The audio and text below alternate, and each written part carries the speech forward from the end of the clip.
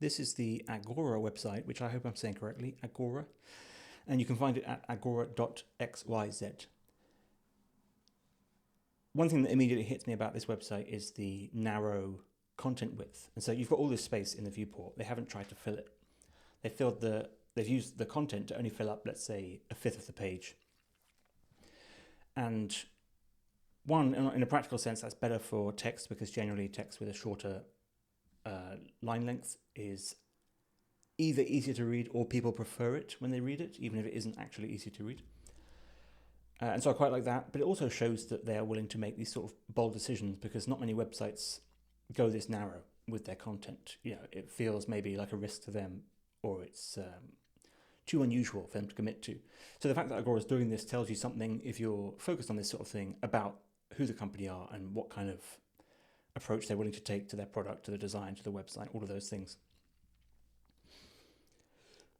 They've gone for a very sort of warm, homely feel. I think that's reinforced by, even though it's a sort of plain grey background, they've got this serif typeface for the header and these painterly background images and this one, as you can see, subtly animated, which really adds a lot of depth to it. But they've got these sort of painterly backgrounds reinforcing things.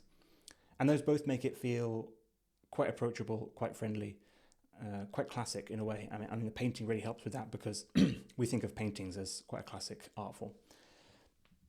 And so they're taking this very sort of modern technology, which is about, as far as I can tell, decentralized, protocols and crypto stuff, and they're making it feel a lot more approachable, a lot more trustworthy, just with this visual style they've gone for, with the serif typeface, which feels old-fashioned, and the painterly backgrounds. Now, I mentioned the narrow content width, and they have done that with text and, let's say the main content, but then they're really spilling out of those margins with this secondary content. And so the screenshots, which you do need a bit more space for, are given a bit more space to shine. They've spilled outside of the margins.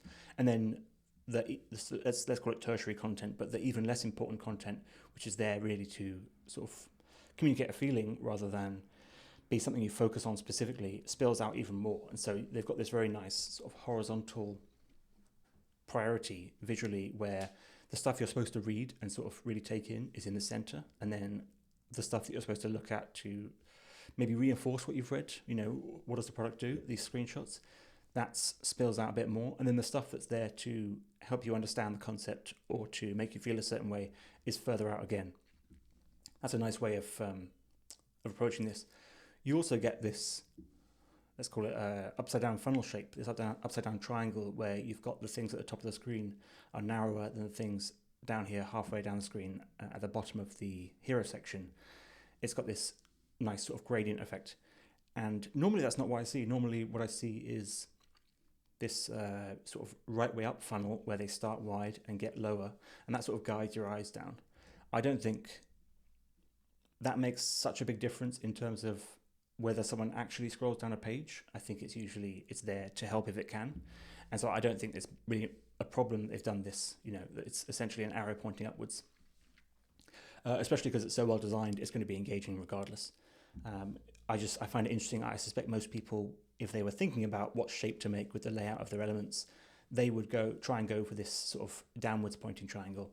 Agora have clearly gone for the opposite approach. I don't know if it's intentional, but they've still created a nice shape, but it's showing that they're not willing to just lean into their sort of standard approaches. And that again says something about them as a company. You can see with the small text here and the small button, they're also not trying to be too big. They've made bold choices, but everything else is very sort of subtle and refined. And that's reinforced by this smaller text. It shows an attention to detail and care and something you need to slow down and pay attention to. And again, that reflects something about the company. So it's a nice way of all of this working together to say something about the people who have put it together.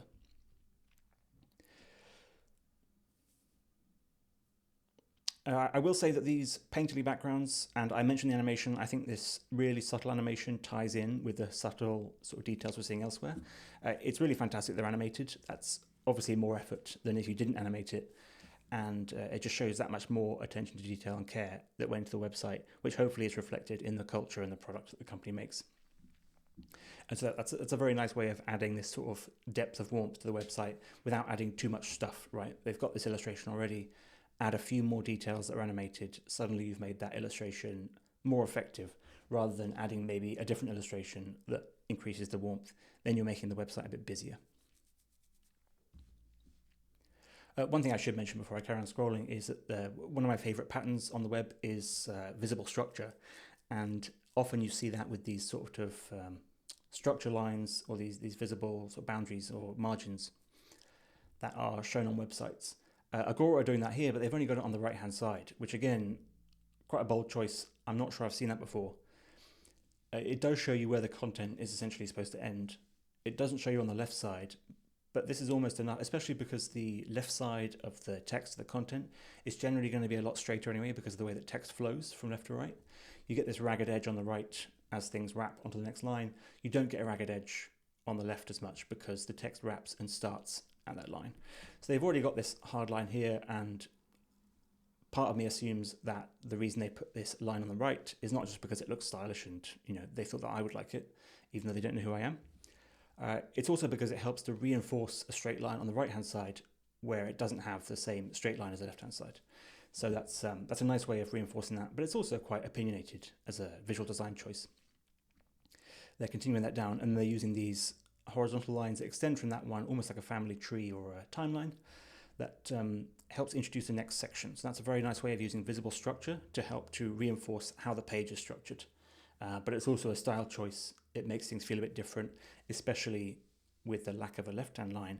If they had added that in here, I think you'd really feel a difference in terms of how different it felt and how sort of opinionated it was, because I think most people who put this right-hand line in would also put the left-hand line in. And so this is, again, setting them apart.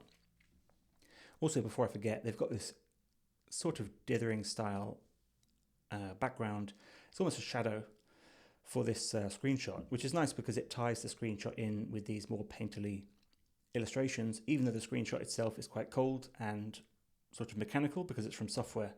They've given it this almost pencil line background, which might be hard to see in the video, but it means that they've framed this sort of more cold, more mechanical image with a warmer, less mechanical background. And that's a nice way of this sort of transition from the screenshot to the website.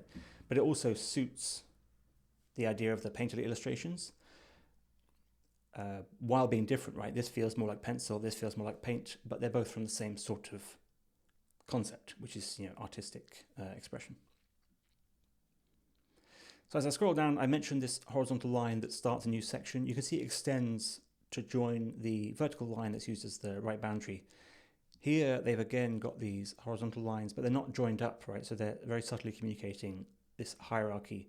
It's the same thickness of line, it's in the same orientation, but they've got these gaps, and that suggests that these are sort of subsections, which they are, right? They've got this main title and then these second, or let's say call them tertiary titles, because this is a secondary title. For these 1 and 2, and those are given their own top line that suggests that they're separate from this main title, which they are, but they are still related because they're not connected. And so that's, again, a very nice way of using the sort of explicit, the visible structure to reinforce that concept. Again, they've got these things, these cards. They're less painterly, less organic.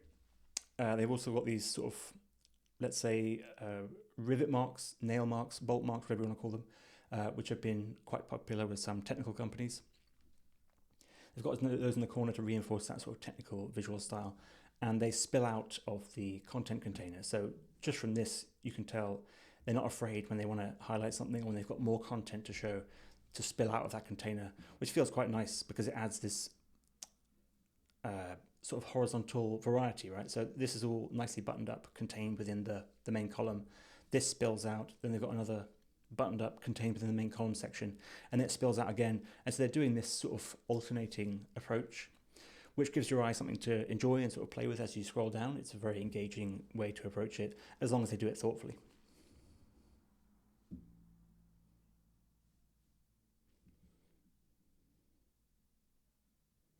Again, you can see the horizontal divider here. That starts a new section and this image of a graph. And they've got, again, a tree here. So they've got a tree on the right here. They've done the same thing. Here they've got some very subtle animations of birds, which is quite nice. I guess they're flying away from the tree. But here, unlike at the top where they've sort of balanced it out to create this upside down funnel or arrowhead shape, here they've put the tree just on the right and left the left empty. They've also had the tree sort of spill over the image, right? I guess because there's not much in the graph on this side that you need to pay attention to because the content itself is clear.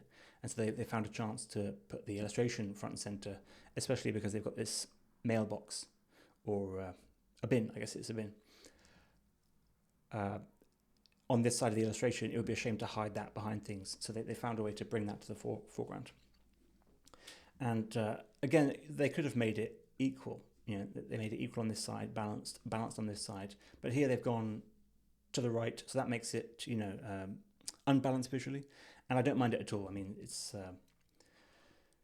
they've got something down here that pokes out from the left, and so they are balancing things visually. It's not going to feel lopsided too much, but it also is, again, a bit of a bold choice and helps them stand out. It shows that they're a bit more interesting with their approach to visual design.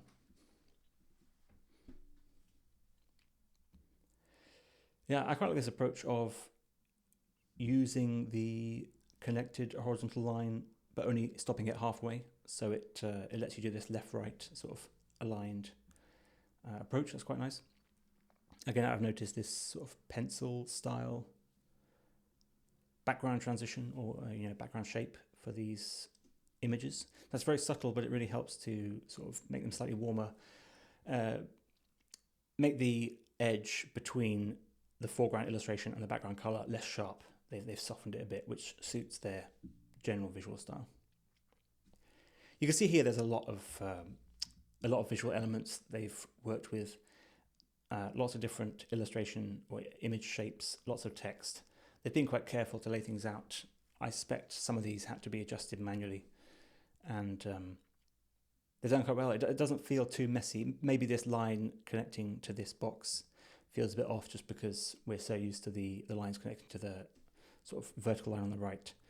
But yeah, it doesn't feel like this is too overwhelming, and these sort of left-right alternating layout sections you see on a lot of websites are actually quite hard to lay out well. So just because they've got these different shapes, I suspect that it took a while to tweak that until they liked it.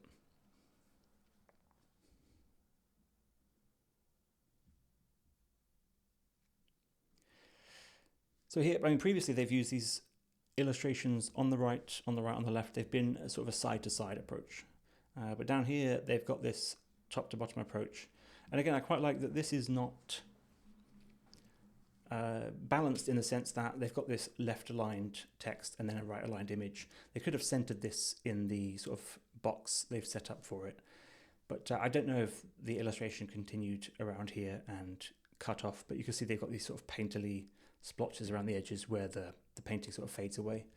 And then they've given it this hard line on the right. I mean, it's quite nice to have this sort of asymmetrical approach, partly to balance out the left edge of the text. But it's also good, because they've sort of run it up against the right edge here, it reinforces that line that they've been using to connect everything to. Because it's a very subtle line. And they've sort of ignored it mostly. You can see here it expands, this illustration goes over the line. And so they're sort of ignoring it in the sense of they don't require anything on the page to sort of stop there immediately. They've got a gap between text and the line, and then they've got some illustrations that go over it. Here they're reinforcing it, but also echoing the sort of left edge that's created by the text. They've created a right edge down here, so that's a nice sort of diagonal symmetry.